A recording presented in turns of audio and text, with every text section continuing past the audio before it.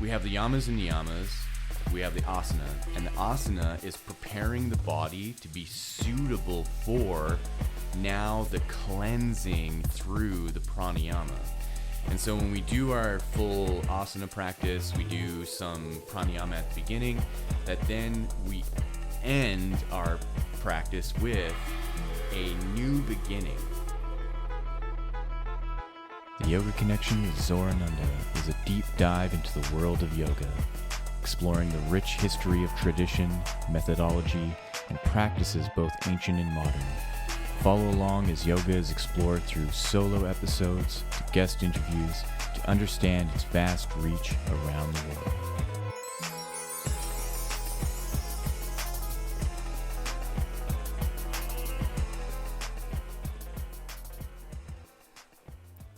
Hello and welcome to the Yoga Connection. My name is Zorananda, and today we are diving into the fourth limb of Ashtanga Yoga called Pranayama.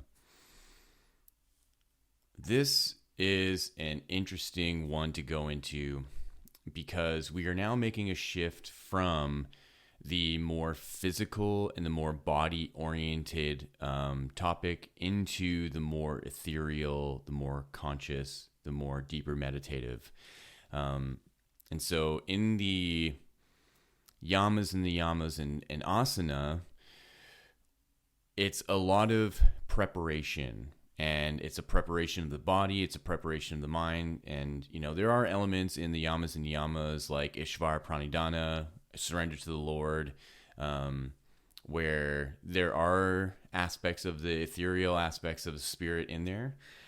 But for the most part, the yamas and niyamas and asana have a lot to do with the physical world. It has a lot to do with how you're acting, how you're portraying yourself. And then with the asana practice, like we explored in the last episode, it's a lot of preparation for this point now that we're getting into with pranayama. So the interesting thing about pranayama is the word itself. It's associated with breath work, but pranayama doesn't actually mean breath work. Prana and yama mean very different things. So prana means life force energy. And yama or ayama means restraint. But the interesting thing about the word yama, I was just looking it up right now. Yama is the Lord of Death. And so we're going to get into this, but pranayama has a new kind of preparation, and it has to do with your relationship with death, and especially through breath. So when we think of the three things that could jeopardize our life, it's food and not eating and going hungry, water and going thirsty. So like dying of hunger, dying of thirst, and then dying of breathlessness. So dying of hunger, you can not eat for weeks and starve to death. Thirst, I think it's just a matter of days, maybe a week. But with breath, if it's a matter of minutes. And so it's really interesting that the sadhus and the rishis of old world India knew that pranayama, even that label itself, has something to do with overcoming death. And this leads into our experience of meditation when we get into dharana, dhyana, and samadhi in the last three episodes coming up. And so what is pranayama?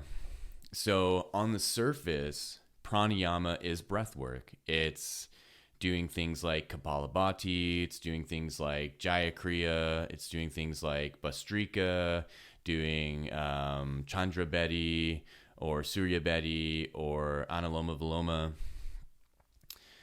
But those techniques are still rooted in the physical because you're using your body to do these things. And now, before I go deeper into that,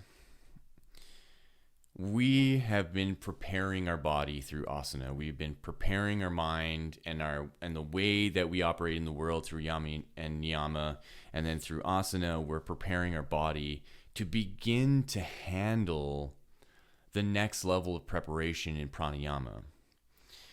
And this is why it's organized this way, because if you don't have the physical capability to withstand the pranayama practice, it's going to be really difficult to be able to withstand the intensity of pranayama. And what you'll see and what you'll hear in the next few episodes is that it gets much more difficult to explain these things because you just have to do it. You have to put yourself through the rigorous experience of pranayama and doing this, especially the breath work, but it becomes more and more subtle. So we're starting with the kind of gross level of the experience of pranayama. So sitting with yourself and doing a particular breathwork technique. Let's take Kapalabhati, skull shining breath, for example. So this one is fairly well known in the yoga world. It's pretty much the go-to in your practice when you get to kind of like higher level sadhanas. And this one is a fairly powerful one, even in the beginning, but essentially what you're doing is you are exhaling strongly through your nostrils and pulsing your belly in and up at the bottom of the exhale. And then there's a release of the belly and a passive inhale. And so you have this dichotomy that's happening where on the exhale, there's a lot of exertion happening because you are exhaling through your nose strongly and pulsing your belly in, and then you are releasing and inhaling passively. So you are experiencing this exchange between the autonomic side of things and the somatic side of things. So the exhale and the pulse in is very somatic, and then the release and the inhale is very autonomic. And so you have this kind of dance between the forceful side of the exhale and the passive side of the inhale. And you are moving between the two of these rapidly. And there is a particular effect that's happening with this pranayama in particular. And this is research that I've done myself as well to look into kind of the reality of how breath work, in particular breathing techniques, work. And so it's called skull shining breath for a reason. And I'm always baffled by the ingenuity of the rishis of the time, because you have to remember these techniques are hundreds, if not thousands of years old. And how they knew these things at that time is perplexing, right? Because we, as a Western society, have a science that's really still kind of in its infancy. It's really only a few hundred years old. And yet you can see that there are effects that are taking place that you can identify scientifically that these rishis and these sadhus knew back then. And so it's called skull shining breath because doing the rapid exhale and inhale and pulsing the belly changes your circulatory system. And what it's doing is it's pumping blood into your frontal lobes, and it's effectively clearing out lodged metal deposits. And so this is something that I actually researched, and I found articles on that there is in fact heavy metal deposits in our brain, in our frontal lobe. And what this breath work is effectively doing is it's helping blood flow into the frontal lobes in excess, so that if there's any metal deposits, it can be reintroduced into the bloodstream and the body can then process it. So my thought about that, through my own experience as well and through my research, is what if something like anemia, where there's an iron deficiency, that it's not actually a deficiency, that what it is it has to do with the circulation of the body and the depositing of metals in the frontal lobes.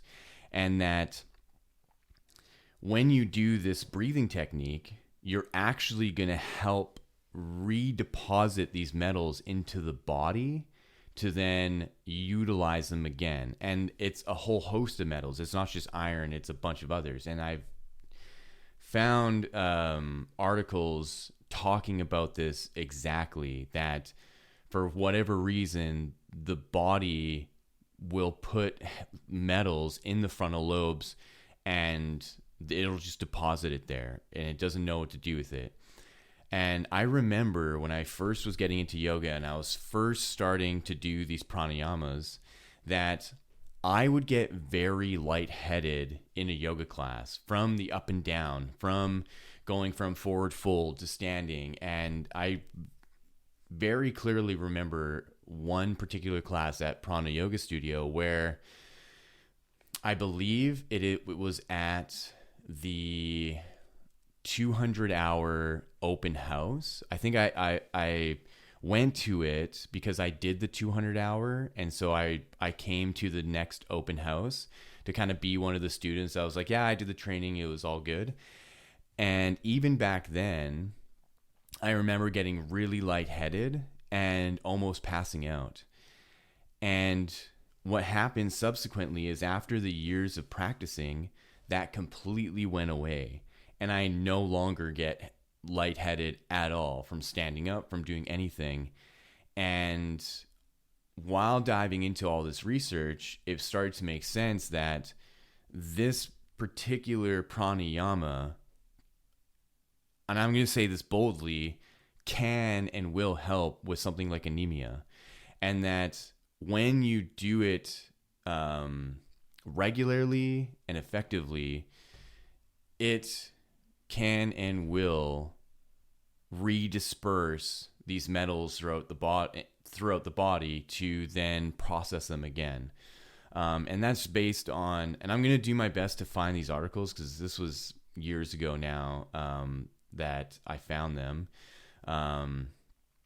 And so this is the first level of how effective pranayama and breath techniques can be, using example of like Kapalabhati, and how the rishis from the past, calling it skull shining breath, that when you do this technique, that it brings blood flow back into, or not back into, but it brings excess blood flow into the front of the brain, where then it's going to relieve this like heaviness in the frontal lobe. So what other effects is that going to achieve? Well, it's going to help with cognition. It's going to help with memory retention, because our short-term memory is within the frontal lobe. So if you find that you have a hard time recalling things from immediately in the past, this breathing technique will help with that. And this is like physiological. This isn't just like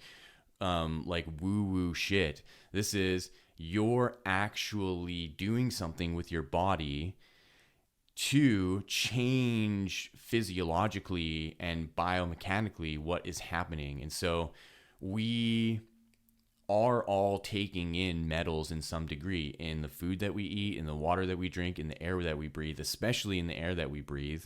It's more and more evident that there's loads of heavy metal in the atmosphere, from brake dust, from cars, from pollutants, from chemicals that are being sprayed. No matter what, we're taking in something into our body, whether we like it or not, whether we're aware of it or not. And so that is the first layer of purpose of these pranayamas, that it is to then clear out stuff within us. Then there are the particles in the lungs. And I love explaining this in my yoga classes, that when we do these weird breathing techniques, in our lungs right now, at the very bottom of our lungs, are denser air particles. So there's like denser gases. So when we're out in the world and we're breathing in pollutants, the literal chemistry of air in our lungs is that the lighter particles are going to be at the top of the lungs and the denser, heavier particles are at the bottom. And this is why there's it's harder to breathe deeper down into the lungs than it is to breathe in the upper lungs, because that's where all the like oxygen and nitrogen and lighter particles are in our body.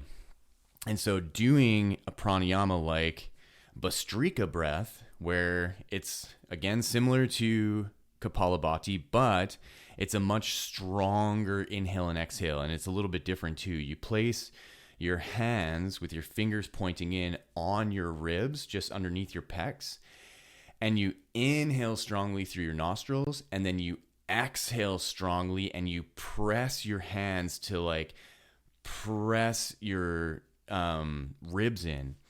And so Bhastrika means bellow. So a bellow is what like an iron worker or a blacksmith would use to pump air into a fire.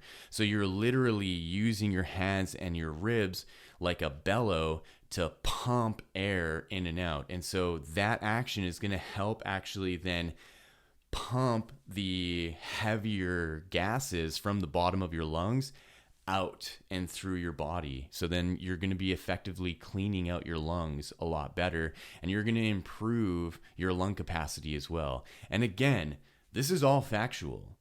You can look all this stuff up, and there are studies on all of this stuff. And it's just the matter of actually doing it. And we can't have it in our mind that it's prescriptive like a drug. That like, oh, if I just like take this one thing, it'll cure everything. You have to do this stuff regularly. This is now a part of a regular maintenance of your body, and it's a cleaning protocol. And that's why pranayama and these breathing techniques fall into the category of kriya. So kriya means cleanse. And now we start to get into, okay, we have the yamas and niyamas, we have the asana, and the asana is preparing the body to be suitable for now the cleansing through the pranayama. And so when we do our full asana practice, we do some pranayama at the beginning, that then we end our practice with a new beginning. So the asana has its beginning in preparing the body, then the asana part ends, then the pranayama begins, and now you're in a new beginning of a cleansing, in a new preparation for the meditation and the exploration of the more subtle realms of our existence.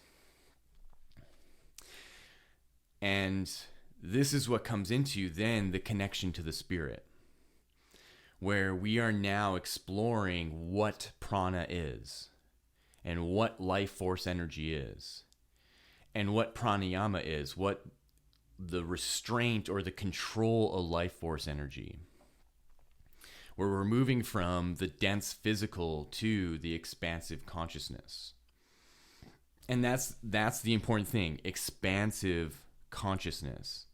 That consciousness itself can be restricted, and it can be restricted through our ignorance. It can be restricted through the foods that we eat, what we drink, what we do, what we're entertained by, or it can be expansive, and where it's no longer contained just to the physical body and to the physical world, that we are connecting to something that then gives us access to greater layers of our existence. And I did a whole podcast series on the koshas, and this gets into the koshas.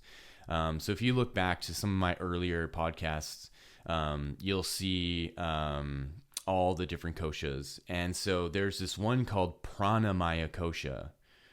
And the Pranamaya kosha is this layer that is kind of like the gateway and the bridge from the physical body, from the Manomaya kosha into the Vijnanamaya kosha and the Anandamaya kosha. And this is all interrelated. And this is how we get from the pranayama limb to dharana and dhyana and samadhi. That there are these expansive qualities of our existence that we are starting to experience, and we're at that threshold with pranayama. And so when you're sitting and you're beginning to do the breath work, and you're not only doing the control and restraint of the life force, you are now entering into an acceptance of death, because there's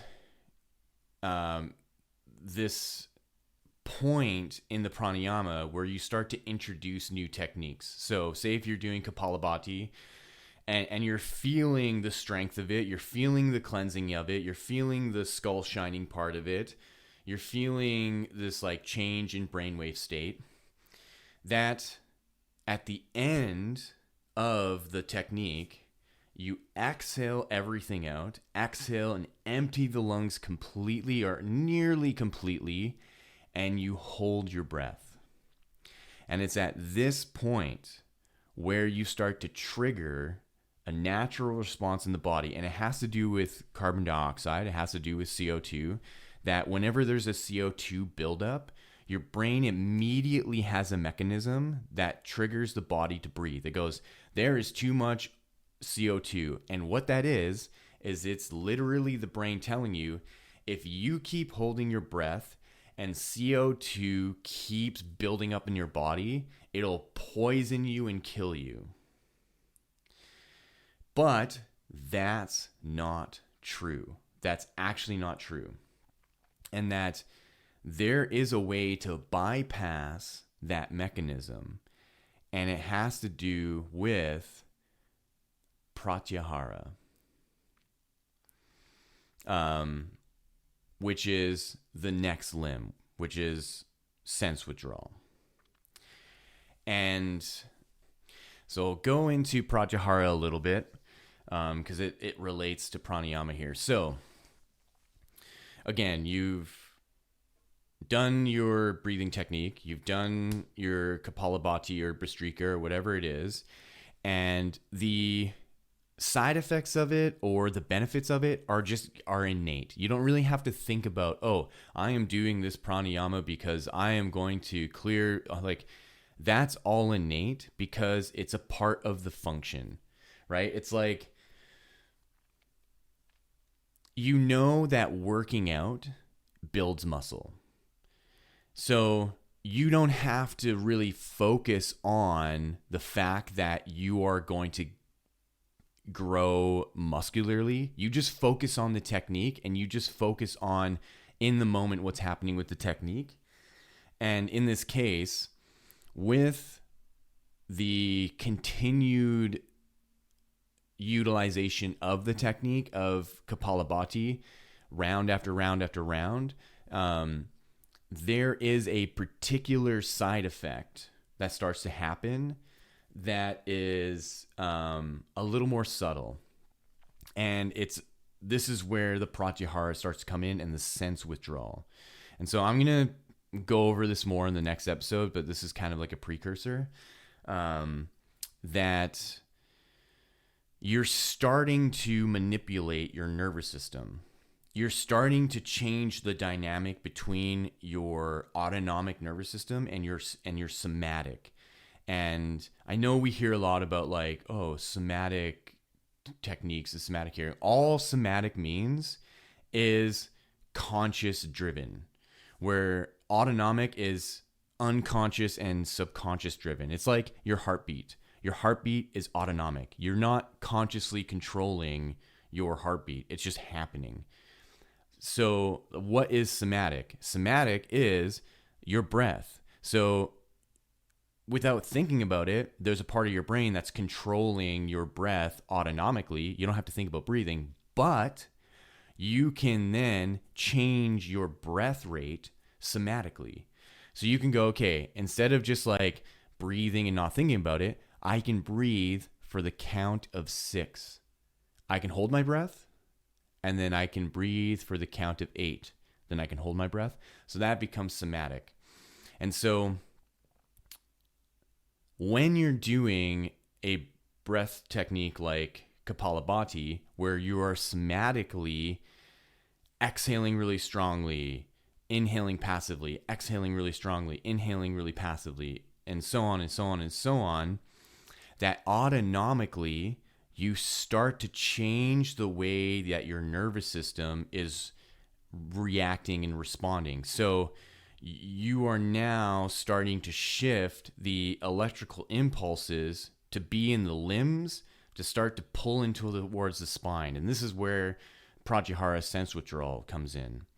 And that you are initiating the very first instance of what it takes to start to meditate. And I'll get into meditation in a minute here, but so you are initiating sense withdrawal. And when you're at the point where you finish your technique and you exhale everything out, that in that sense withdrawal, the reaction for the brain to start signaling that you are building up CO2 slows down, because the autonomic part of your peripheral nervous system isn't getting that energy. The energy is now going into the central nervous system, where it's bypassing the circuitry and it's bypassing the signaling to trigger the brain to start to fear death, that then you are no longer fearing death, even when it's completely subconscious or denounced to you or you're ignorant of it. And you start to realize that, oh, I'm developing a relationship with my sense of death. And that becomes very trippy. That's not easy to deal with, because built in us, we have a very dense fear of death. It goes all the way back primordially to our like furthest reaches of ancestry, of having to fight off animals and all the dangers of, like being wild, to now living in the modern world where we don't have those threats. You can walk outside and you're not going to be mauled by some fucking wildcat. You can just go off on your day. So we have in our life right now a unique opportunity to resolve our fear of death through pranayama. And that's really one of the secrets that I've discovered of what makes yoga so powerful, that it has built in with it mechanisms and tools and a kind of like psychological technology to be able to assess these qualities within us, that then we can evolve our consciousness very rapidly through this. And so then our exploration of our humanity and our exploration of our purpose isn't driven so much by the physical of our like material obsessiveness, that we can start to then see that we have a purpose that's much greater in all regards. And so you've done your technique. You have initiated what is called a kumbhaka, a holding of the breath. And there's an exhale holding of the breath, and there's an inhale holding of the breath. And they're two different kind of things, because when you are exhaling everything out and you're holding empty lungs, that triggers that CO2 response and it triggers that like death response. Then when you inhale very strongly and fill your lungs and hold your breath, there's a new thing that starts to happen, where then your body absorbs the oxygen held into your lungs.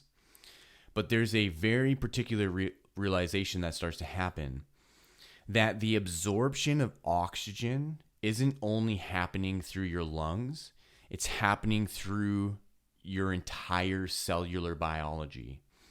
So there's a thing that the body does through the skin that even like science has kind of notified, but it's still kind of iffy about it, that your whole body breathes. We get particular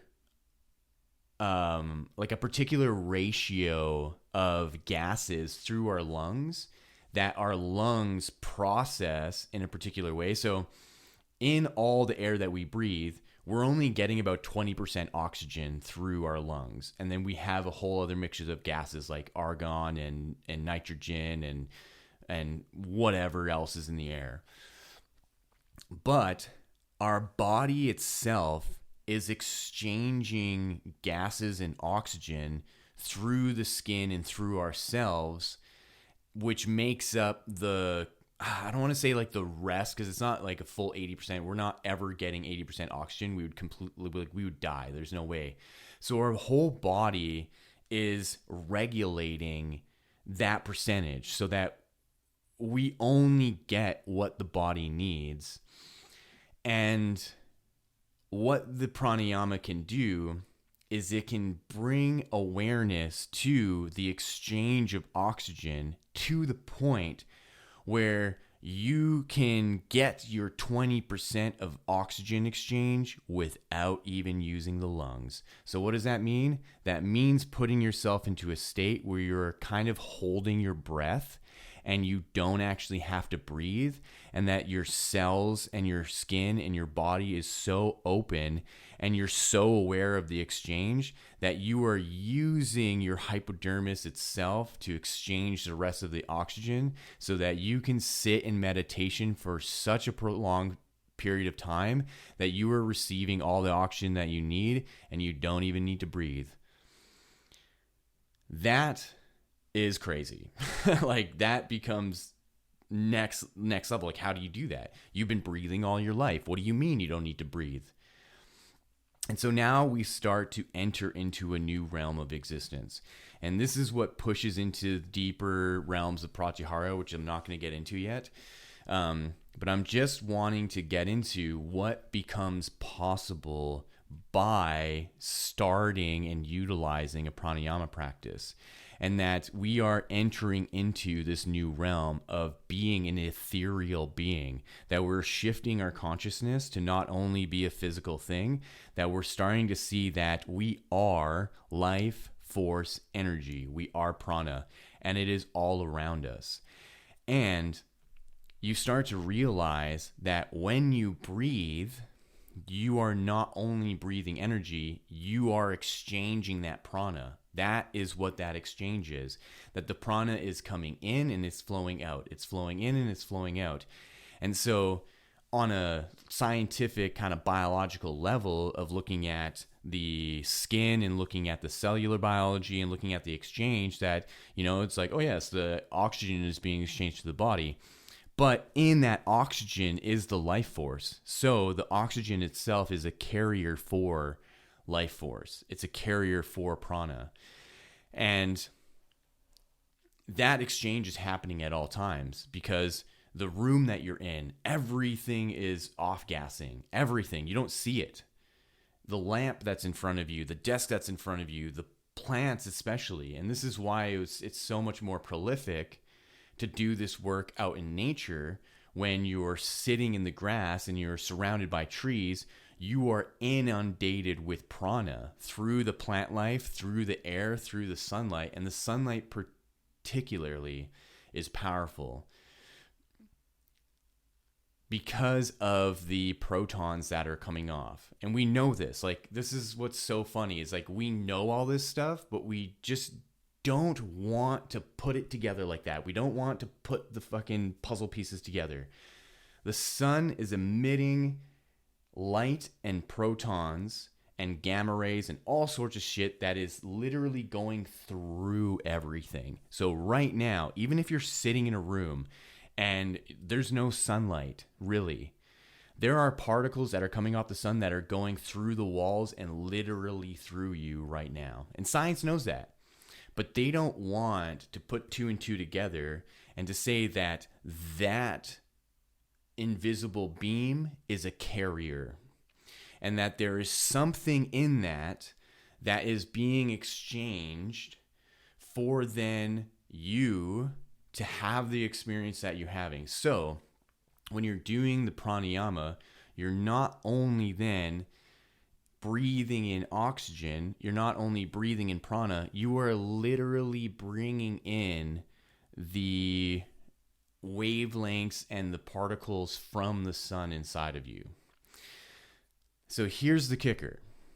If that's already happening, no matter what happens when you bring awareness to that? What happens when you use your consciousness and you make that connection and you say, the sun is beaming on me right now, even if I'm in a room, there are particles, and I'm sitting here with my eyes closed and I'm doing this breath work, that in the breath work, I am now not only experiencing that, I am now circulating it through my field. And that's the power of humanity. That's different than any other creature on this planet. There's not a single animal that can do that completely consciously. We are the only ones in the hierarchy of this realm that can take the energy and the particles from the sun, bring it into our being, and then circulate it through our field, and then concentrate it, and then expand it. That is enlightenment. Literally, enlighten. Enlighten. We are enlightening our pranic field. We are enlightening our spirit, whatever you want to call it. And this can be completely scientific. It doesn't have to do anything with religion, anything with faith. It can be a direct experience, because the whole point of doing this yoga practice, of doing all the yamas and niyamas, doing all the asana, is to prepare you for this moment, is to prepare you for this realization that this body as a machine, like I talked about in the last episode, a biomechanical technology, has deeper purposes. And I believe, and I know that this is one of them. That is to utilize not only the body as a physical thing, but then to use its energetics to start to expand the awareness of how the nervous system interacts with the particles that it's interacting with, and to apply awareness to it. So then internally you can start to see and feel and experience that there is a movement that's happening through the field of energy. And the kicker again, we know that the heart has its own electromagnetic field. Scientifically proven. The heart itself has an invisible electromagnetic field. That is where this awareness, and that is where all these particles fly around through. So imagine how potent of a person you could be if you applied awareness to your electromagnetic heart field using pranayama to amplify the potency of your own prana within that electromagnetic field.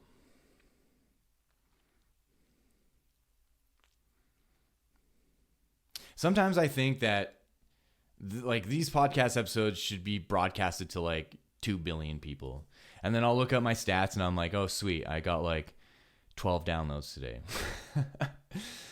But the point is that people are listening, and I'm grateful, and I love doing this. I'm such a nerd. And I tell this to my classes. I tell this to everybody that, I love doing this because of the way that I'm able to understand these things. and the way that I'm able to put these things together. And that's the service that I want to provide and put out there. And, hope one day that, more and more people can listen to this. I think my limitation is not doing video, but that's partly because I'm lazy and I need better equipment. I have a laptop that I run all of this out of, and I actually need like a good rig. But side rant. So there's another side to pranayama. So that was the like stronger side. That's the more active side of it, right? Doing the Kapalabhatis and the Bastrikas and doing the like breath of fire kind of pranayamas where it's very active. Then there's a passive side to it. So there's anuloma viloma. So anuloma viloma is alternate nostril breathing. So people confuse Chandrabedi and Suryabedi with anuloma viloma. They're essentially the same thing, but Chandrabedi and Suryabedi, Chandra means moon and Surya means sun. And so with Chandrabedi and Suryabedi, you're only breathing through one nostril. And Chandra is the moon side or the passive side, so it's through the left nostril. And Surya is the active side, the sun side, so it's through the right nostril. And these link to the Ida and Pingala nadis, so these energetic lines that coil up the spine. And kind of go around Sushumna Nadi. And so Anuloma Viloma is the combination of that, basically, where you are alternating through the nostrils. And so you're essentially creating a mudra with your hands. Mudra just means gesture. So you're making a gesture with your hand where you place your hand palm facing towards you, and you tuck your first two fingers in towards your palm, and you have your thumb extended out, and you have your ring finger and pinky finger extended out, and you use your thumb and your ring finger and pinky finger to alternate blocking your nostrils. So with your thumb, you block your right nostril, and you inhale through the left. Then you use your ring finger and pinky to block your left nostril, and you exhale through the right. Then you inhale through the right, and you block your right nostril with your thumb, and then you exhale through the left. And that's one full round. And the important thing with this technique is it's done completely silently. You are inhaling as softly as you can this time. So it's the complete opposite of like a very active Kapalabhati, where you are wanting to balance between the left and right hemisphere, because that's essentially what you're doing. Your right nostril connects to your left hemisphere, and your left nostril connects to your right hemisphere. And again, scientifically proven, this is known. And so when you do this breathing technique, you're effectively balancing the hemispheres of your brain. And I remember when I did my 200-hour teacher training, and we were doing the neti kriya. So you have a neti pot, and you pour salt water through your nostril, and it comes up your sinuses, and it comes out the other nostril.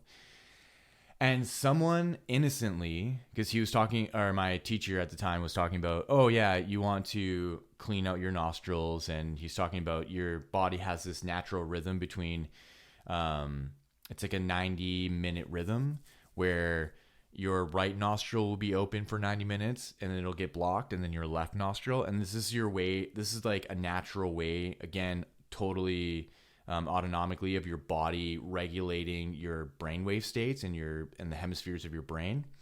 And someone asked, oh, can both nostrils be open at the same time? And my teacher's like, yeah, if you're in samadhi. And nobody caught it. And I looked at him and I heard that and I was like, oh, that's really interesting. That a precursor and a sign of samadhi is that both nostrils are open and both hemispheres are balanced and they're both active. So, little seed of information there. So, you're doing Anuloma Viloma. You're blocking the right nostril, inhaling through the left, blocking the left, exhaling through the right, then inhaling through the right, blocking the right, exhaling through the left. And you do as many rounds as you want. Usually the time is about 1 minute to 2 minutes to 3 minutes, even with the active ones too. The active one's a little bit less. You want to do like 1 minute to 2 minutes per round. And then for Anuloma Viloma, 2 to 3 minutes is acceptable. And you are doing everything you can to be as soft and gentle with the breathing as possible. Because this is what gets into how you can essentially stop your breathing, which is not necessarily stopping your breathing, is that you're breathing so quietly and so slowly and so calmly that it almost appears like you're not breathing.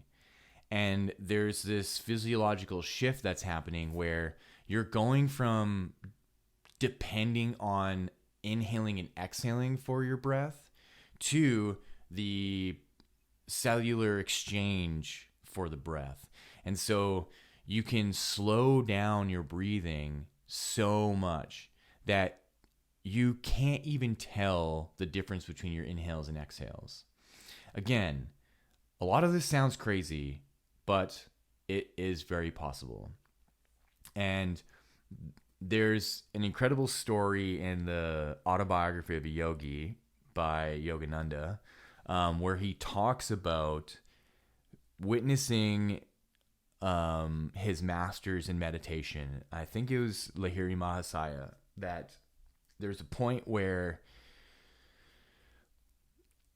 his Padam Guru, so his guru's guru, was in meditation for so long that his skin was pale and almost grayish and cold to the touch.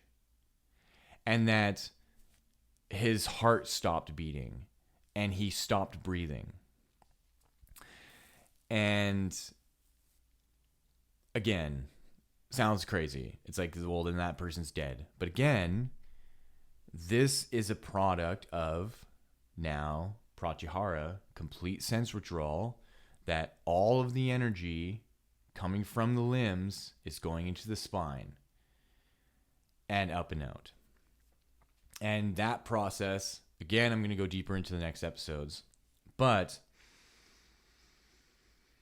it seems that pranayama becomes the key in controlling autonomic functioning. And in the world of science, that's impossible, right? In the world of science, your body has this unconscious mechanism of how it controls things, and there's nothing you can do about it.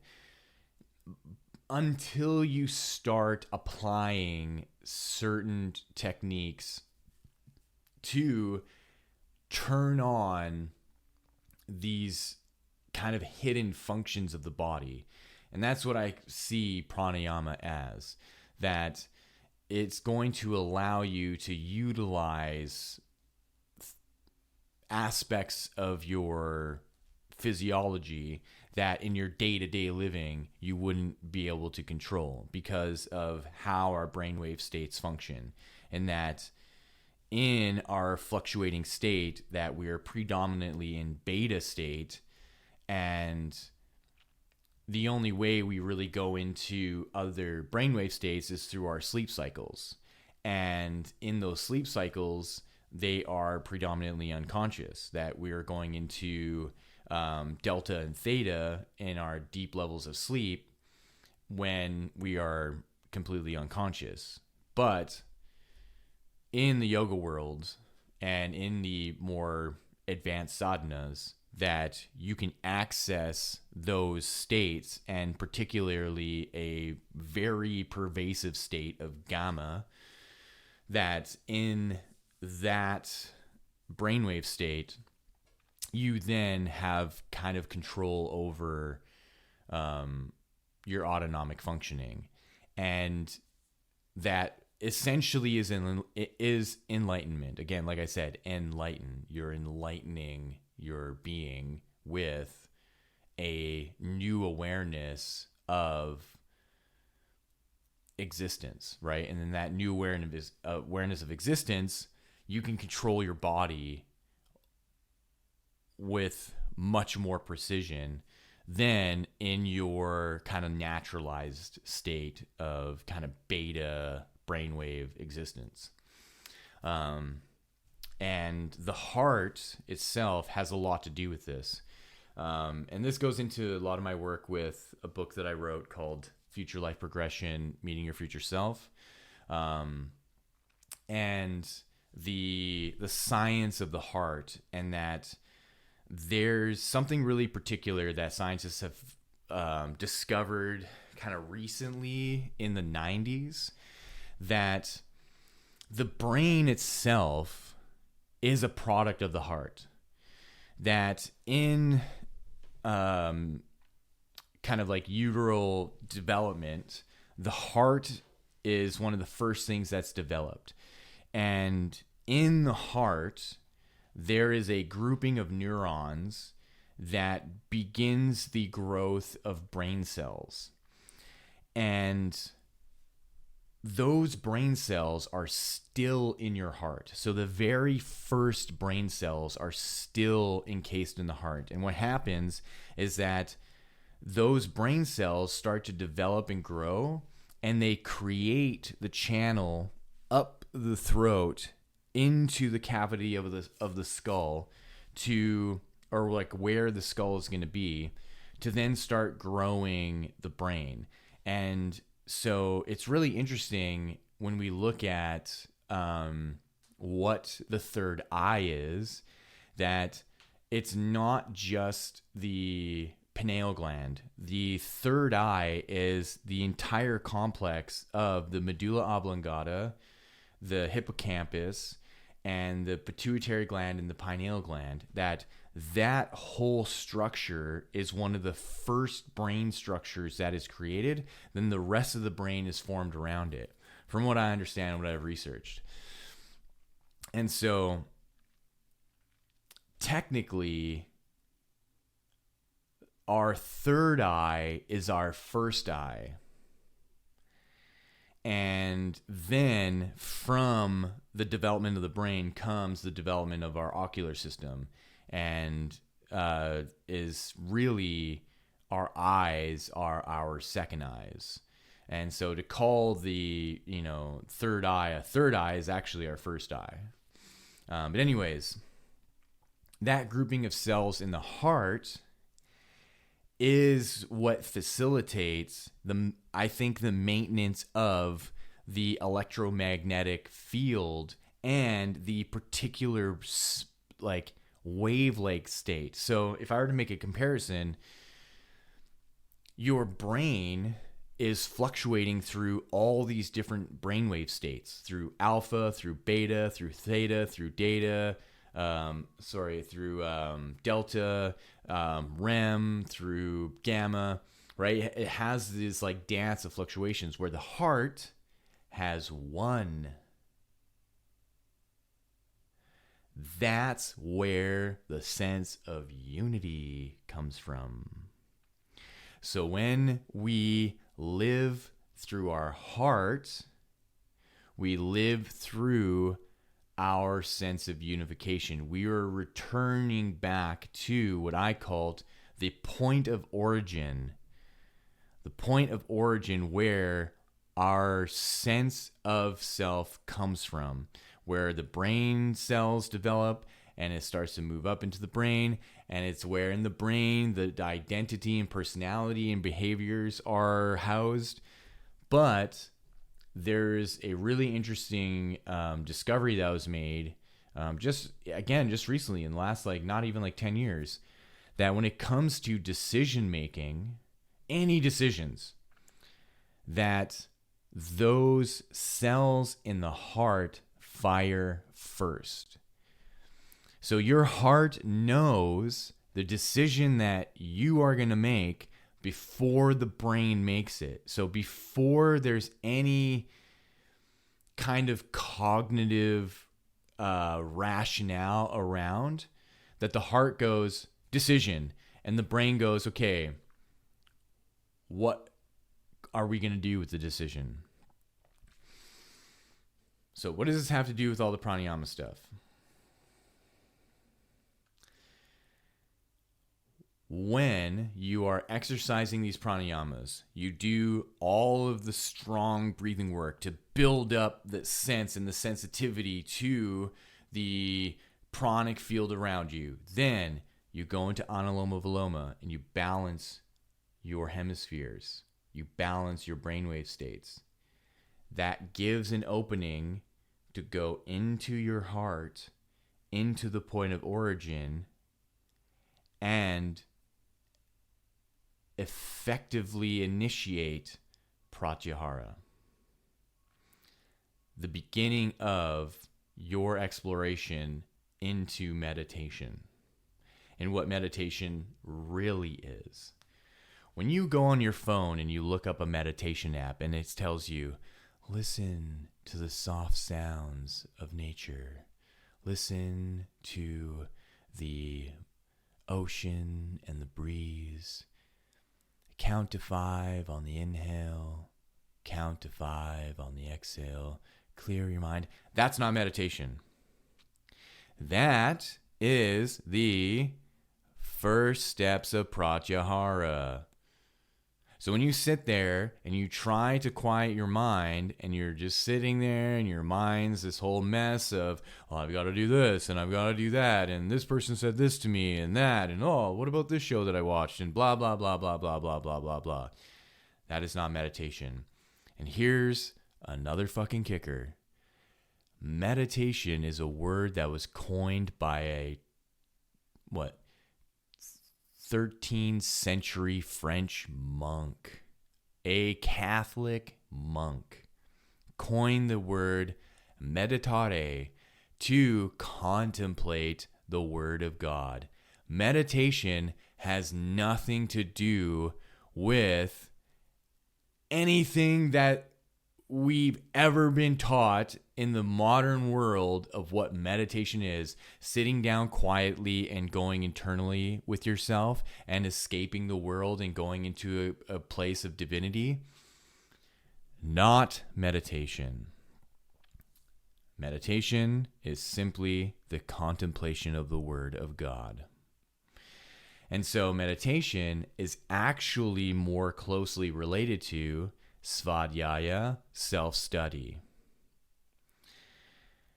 And these are the fucking traps that we get ourselves into that we have no idea about because we just go along with what some influencer says, some person that wrote some fucking book in the 70s said, or whatever, some psychologist, some, academic somewhere, some person, they just co-opt, and then everybody else co-opts it. Buddhists co-opt it, yogis co-opt it, because it's just laziness. They just go, oh yeah, it's just meditation, but they don't actually want to look. Literally look it up right now. Go to Google and write in the origin of the word meditation, and it will bring up that it was coined by some 13th century monks, so from the 1200s, from France. And this is why I am just such a nerd. It's just important to know these things. And so, the key into the deeper states of consciousness is not through this word meditation. It's more accurately through these terms like pranayama, pratyahara, dharana, dhyana, samadhi, where they are describing the protocol and the techniques and the procedures to effectively use your consciousness and awareness to shift from being a particle physical being to an energetic wave state being, where your experience of your realm completely shifts 180 degrees. It's a complete shift. It's from something dense and physical that's in space-time, where there's 3 dimensions of space and 1 dimension of time, where it flips in on itself, and you are now experiencing existence as 3 dimensions of time and 1 dimension of space. What does that even mean? You're going to have to do this stuff to figure it out. You're going to have to actually do this stuff to experience it. And it's arduous, and it's confronting. It's not an easy path. And that's why traditionally these sadhus and these rishis and these yogis, they go and they live in the jungles, and they live in caves, and they live in the mountains, because they need to be away from everything to be in a place where they can effectively sit and they can effectively amplify their consciousness and be completely detached, and where you can be in a state of suspended animation, because that's essentially what's happening. And the attachment to our life and the fear of death is what prevents us from realizing that I can suspend myself, and where I can literally stop time. And even though my body is still existing in the world, nobody's going to know, even if they walked by me, that my heart is stopped and my breath is stopped. They're just going to see me as just sitting there. But in my experience, I've broken the 4th wall. And now I'm looking at my existence as a physical thing as just a frame of existence. And it's completely suspended and stopped. And now I can turn and look and see my experience as something wave-like, and where what I see around me are other points of existence and other stopped frames of reality. And I can move through the waters of time as an energetic being. And I can pick and choose where I go into.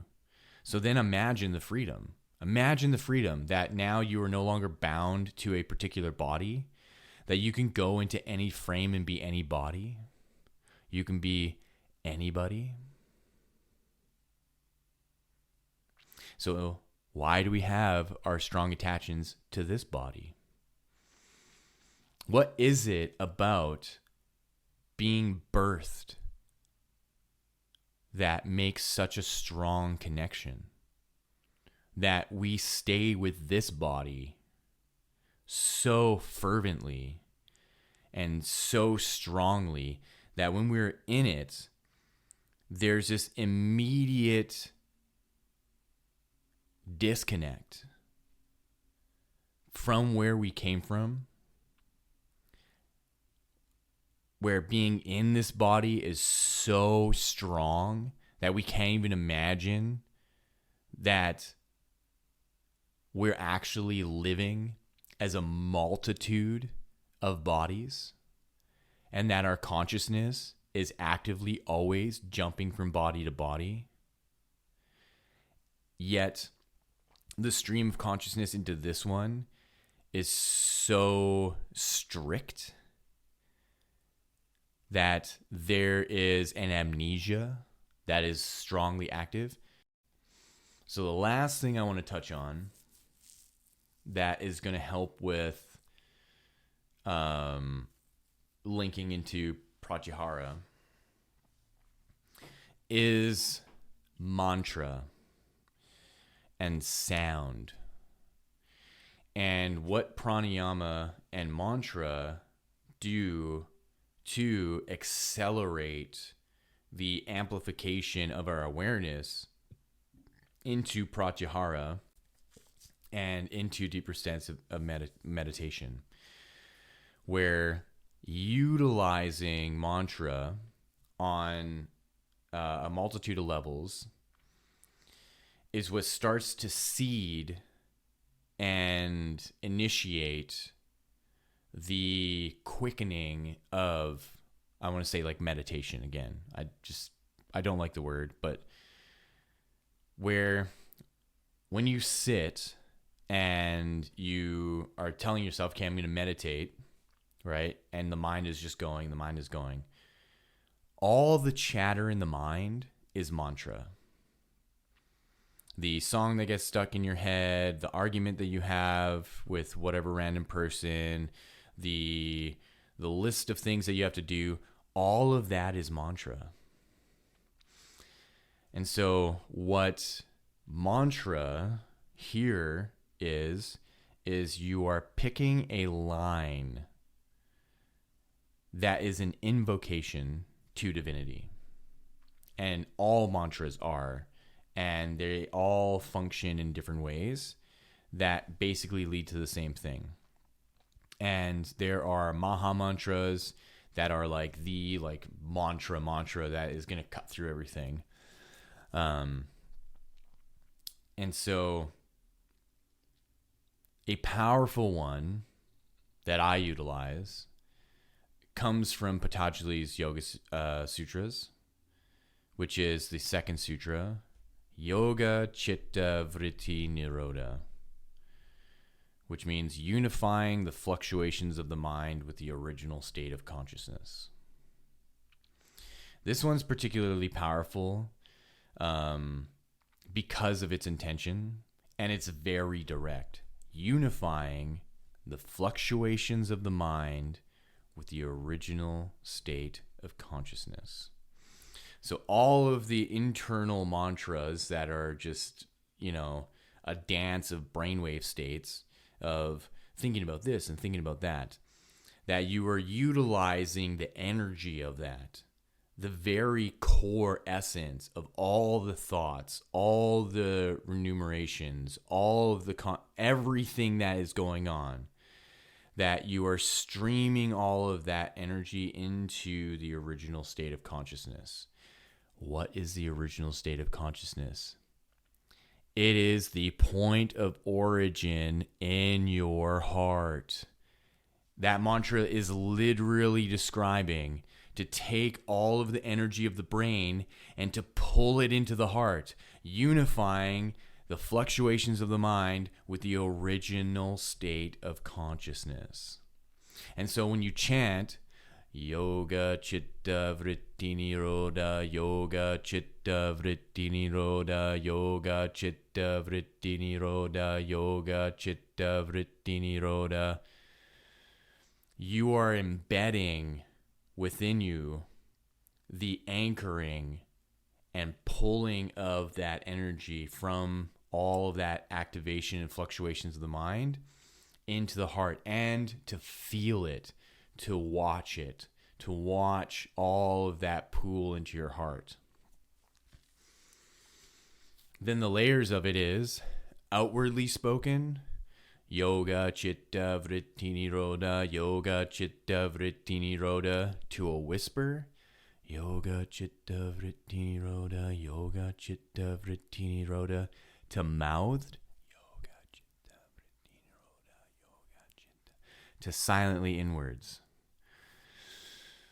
And the silently inwards becomes the most powerful because it's unrestricted. In the verbalization and the outwards, there's a restriction because it'll come out and it'll cease. Where inside the mind, it is endless.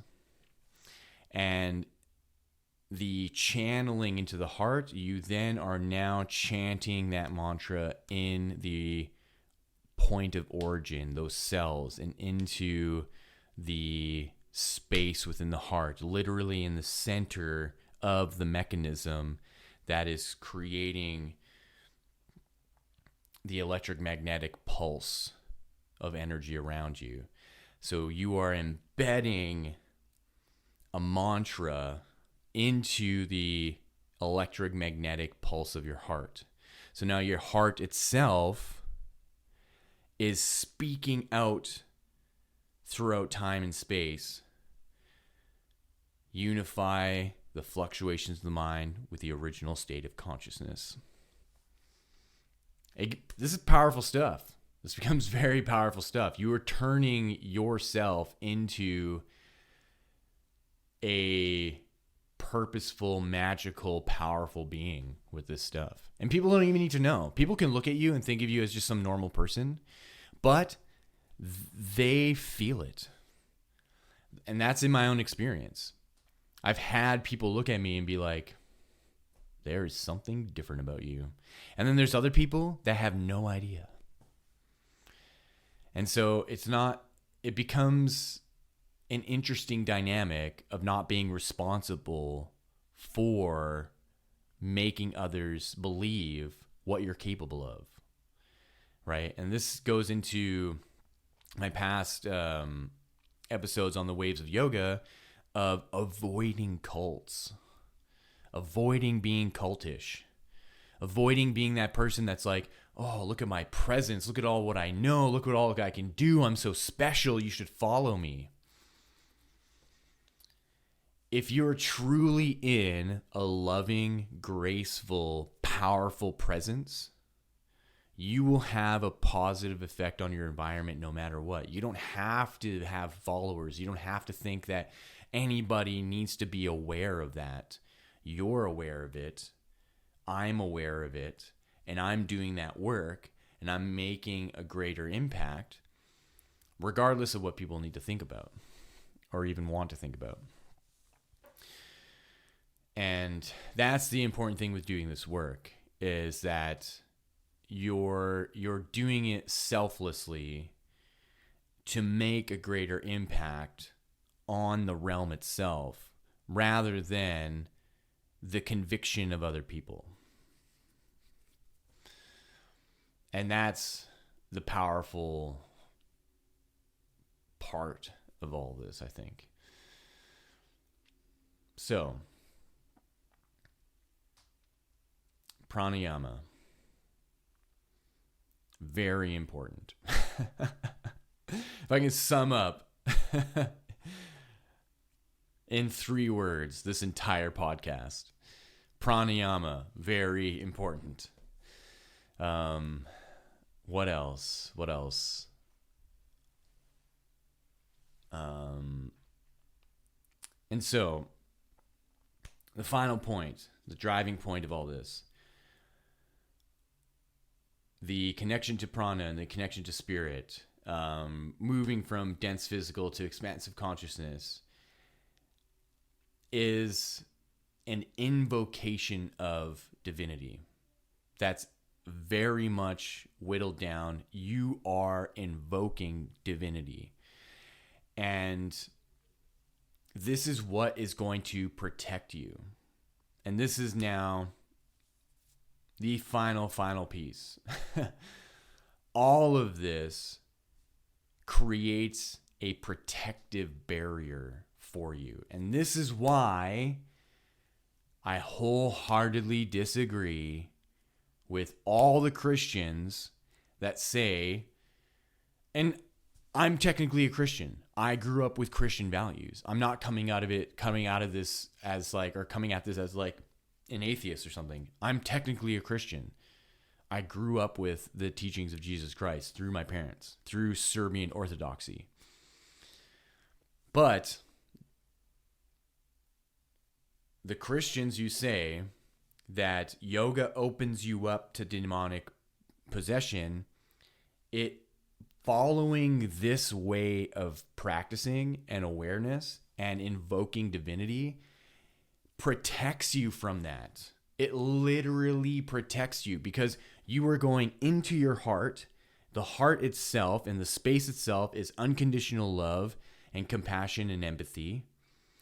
In that realm of compassion and empathy and unconditional love, you are embedding the mantras, you are embedding the invocations to divinity, and you are opening up a channel for divinity to stream through you. You cannot pull in any demonic forces through this.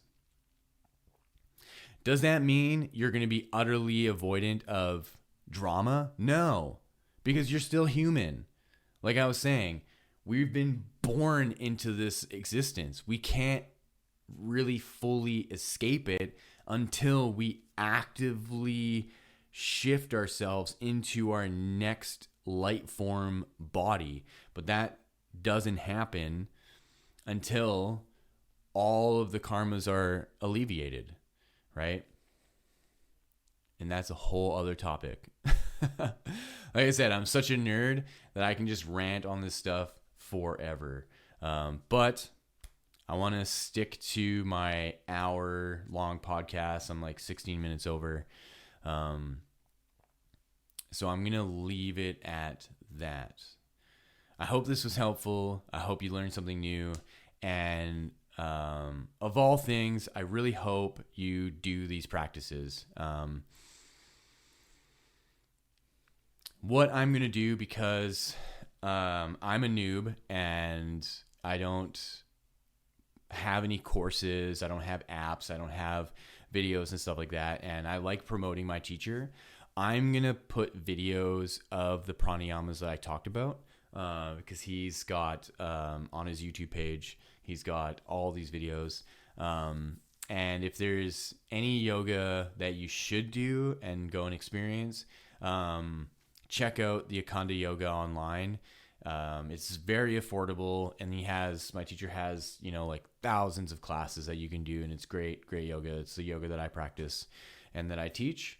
At some point in the future, I think I'm going to be much more organized. I think I want to get to the point where I know I have, a good following and I have some demand where, if there are people themselves that are like, hey, we want to learn from you, how can we get stuff from you? Then, I think that's a different story. But, for now, I'm just enjoying this simplicity of putting out these audio podcasts and doing my best to grow that way. So yeah, in the link, in the description links, I'm going to have links to my teacher stuff and the pranayamas. But please do check out my Instagram. That's where I post all my yoga asana stuff and stuff from the studio that I'm teaching at, and alongside with my CrossFit journey with my trainer Ed.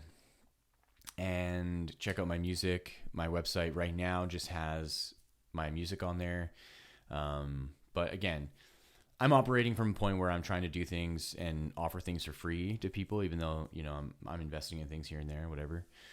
There'll be links to my Spotify to check out my music there. And that's it for today. Thank you all for listening.